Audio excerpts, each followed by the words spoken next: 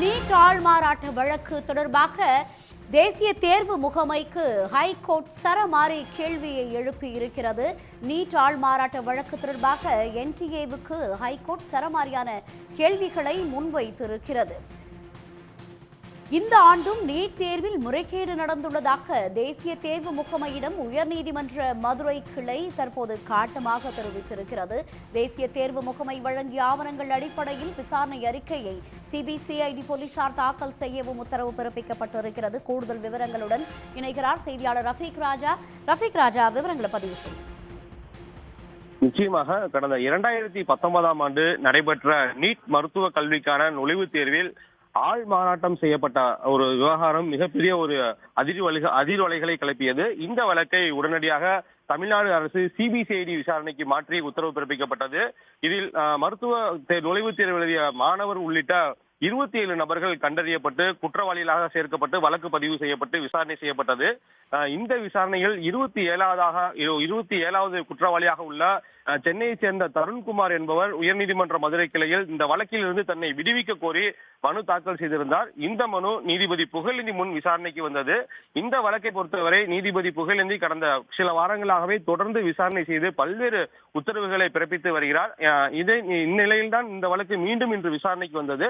விசாரணையின் போது ஒன்றிய அரசின் சார்பாக தேசிய தேர்வு முகமையின் சார்பாக வழக்கறிஞரும் அதே போல தமிழ்நாடு அரசு சார்பில் சிபிசிஐடி தரப்பில் அரசு வழக்கறிஞரும் ஆஜராகி வாதிட்டனர். குறிப்பாக இந்த விவகாரம் நீட் விவகாரங்களில் முழு தகவல்களையும் வழங்க கோரி கடந்த 2020ஆம் ஆண்டு முதல் தற்போது வரை சிபிசிஐடி உடைய விசாரணை அமைப்பு தேசிய தேர்வு முகமையிடம் பல்வேறு ஆவணங்களை கோரியிருந்தது. ஆனால் கேட்கப்பட்ட ஆவணங்கள் எதுவும் வழங்கப்படவில்லை. இந்த நிலையில்தான் இந்த வழக்கு மீண்டும் விசாரணைக்கு வந்தபோது கடந்த 2 நாட்களுக்கு முன்பாக தேசிய தேர்வு முகமை ஒரு சில ஆவணங்களை கைரேகை பதிவுகள் குற்றவாளிகளுடைய பேர் பட்டிகள் இவையெல்லாம் வழங்கப்பட்டதாக அதனுடைய வழக்கறிஞர் தெரிவித்தார். அதைதான் நீதிபதி பல்வேறு கேள்விகளை தற்போது எழுப்பியுள்ளார். குறிப்பாக ஒரு மாநில அமைப்பு என்பது இந்த விசாரணையை நடத்தப்பட்டு வருகிறது.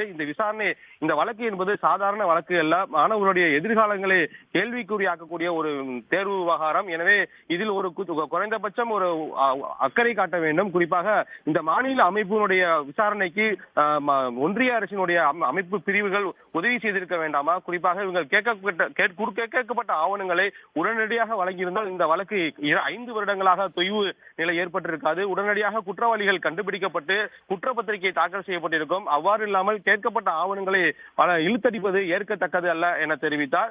தற்போது இந்த ஆவணங்கள் அதாவது இந்த நீட் நுழைவுத் தேர்வில் முறைகேடு செய்யப்பட்ட ஆவணங்கள் தற்போது வழங்கப்பட்டுள்ளது. எனவே இந்த ஆவணங்களை உடனடியாக விசாரணை செய்து இதனுடைய அறிக்கையை சிபிசிஐடி உடனடியாக நாளை மறுநாள் நீதிமன்றத்தில் தாக்கல் செய்ய வேண்டும். அதன் அடிப்படையில் உரிய உத்தரவுகளும் பிறப்பிக்கப்படும் என்று தற்போது நீதிபதி தெரிவித்துள்ளார். உடனுக்குடன் செய்திகளை தெரிந்து கொள்ள சன் நியூஸ் பெல் ஐகானை கிளிக் பண்ணுங்க.